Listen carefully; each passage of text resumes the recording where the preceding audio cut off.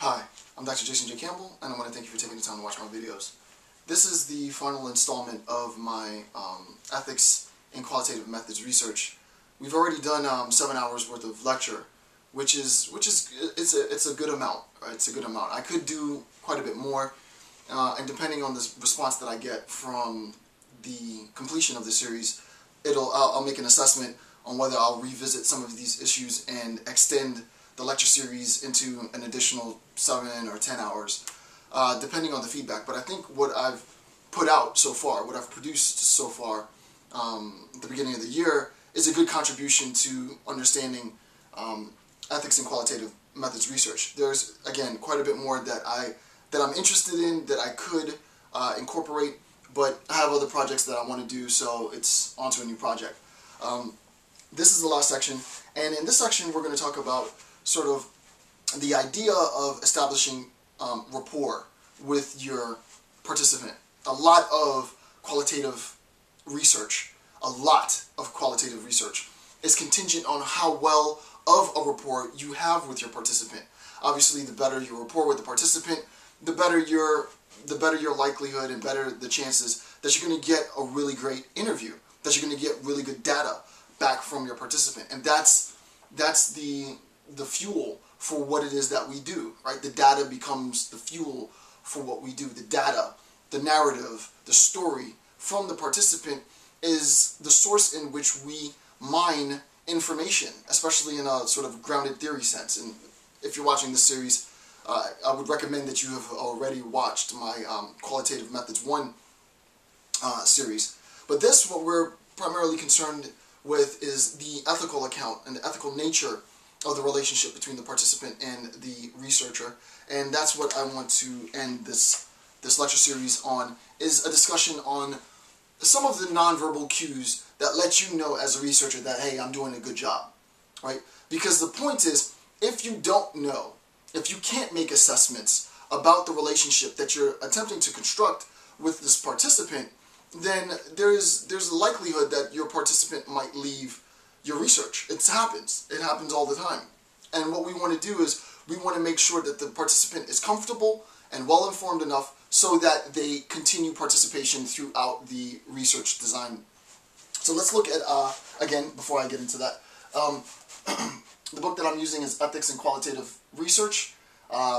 It's a supplement to a supplement. My notes are always available. Basically, all you need to do is click the link in the description field. The link will take you to the PDF. I've concluded, obviously this being the last section of the lecture series, I've concluded the notes. So go back to the notes, follow along, print it out, and so on. If I do decide, after I go through, you know, a few more installments of Nietzsche, a couple hours worth of epistemology and such, if I feel the desire to come back and add another 2 or 3 hours to the lecture series, I might. But this is the beginning of the end. So this is section 1.6 in the notes on page 12, and this is ethics in qualitative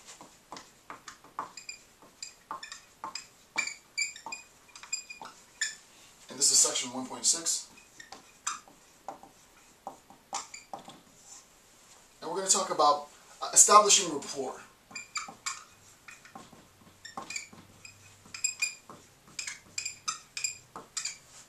And identifying it non-verbally. And identifying it non-verbally.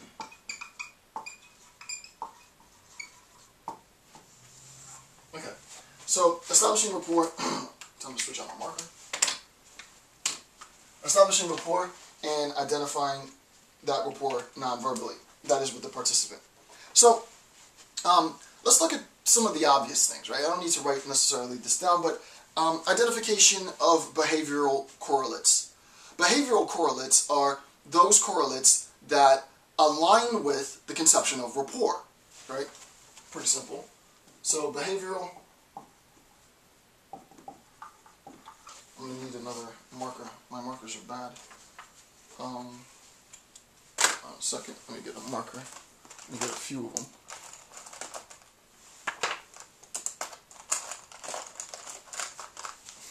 Okay, one of these gotta work.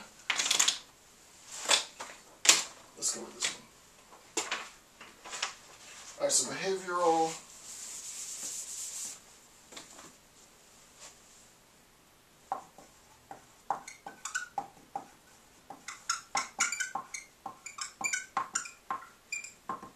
Perfect. Alright, so behavioral correlates are those actions that correlate with our conception of rapport. Right? Behavioral correlates are sort of actions, and I want to talk about this generally before I get into it specifically, actions that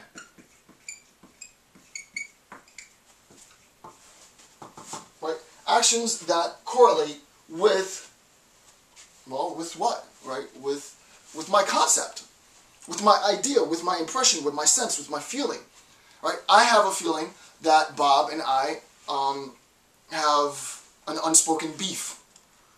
Beef in hip-hop. I think everybody in the world knows what beef means now, but beef, tension. I don't know for a fact that he and I have tension, that there's tension mounting, but I have a feeling that there is. Behavioral correlates will let me recognize that indeed we might actually have a conflict that is escalating. Why? Because the emotional state, and this is what's important, right? The emotional, and now we're at the tail end. This is, you know, the last bit, so I'm just going to jump right into the jargon. I'm not going to do a lot of the ghetto philosophy at this point, right? The emotional states correspond to physical states. It's not a definite, right? I'm not saying that definitely emotional states and behavioral states correspond. But typically, if you're not thinking about the action, if I'm upset, it's going to be a little bit labored, my handshake. I'm not really going to want to talk to you. My engagement with you, if I have to engage, is going to be suppressed by this emotional state, right? So the point is, what we want to do as researchers, right? We recognize that we have an external point of view, right? We have an external point of view, and we're here watching, if you will, the behavior of our participant, right? What we're doing is we're watching the behavior of our participant, and what we're trying to do, based on the behavior of our participant, is to assess, with respect to the last section of the lecture, how well we're doing with respect to establishing rapport with our participant. Now, obviously, we're not going to literally ask the participant, hey, am I doing a good job? Are you comfortable? We're not doing that, right? That's the assumption, obviously, is that we're not directly asking and engaging the participant in sort of feedback on their level of rapport with us, their level of comfort. What we're attempting to do is we're attempting to look at the behavioral state of the participant in different states, different forms. Some people get really, really technical with this. There's a lot of research that supports that. I'm not going to get into that level of detail. But what we want to do is we want to pick up nonverbal cues from the participant that reinforce our conception that those nonverbal cues are a result of, are a product of, a feeling, an emotional state of rapport, right? So that sort of in the ether is the feeling of rapport.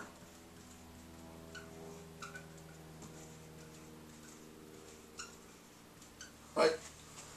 The feeling of rapport. And we don't want to directly ask the participant about their feeling of rapport. The participant is probably not even cognizant of his or her feeling of rapport. It's a sense of warmth. It's a sense of comfort. What we want to do is we want to, and this is important that you understand this, right? People who have been doing this for years, communication theorists are probably bored as hell, because this is like staple communication theory, which I'm really not that good at. And now that I think about it, I might want to do a lecture series on communication theory to some regard, because there's a lot of fascinating stuff in it. I know it a little bit, but not to the level of, like, you know, the best. And I'll never know it that well. But you know, something new to learn, something new to engage in. The idea, but I'm actually going to take this quite a bit further than communication theorists probably would. So the idea is on sort of, I guess I am going to do a ghetto version.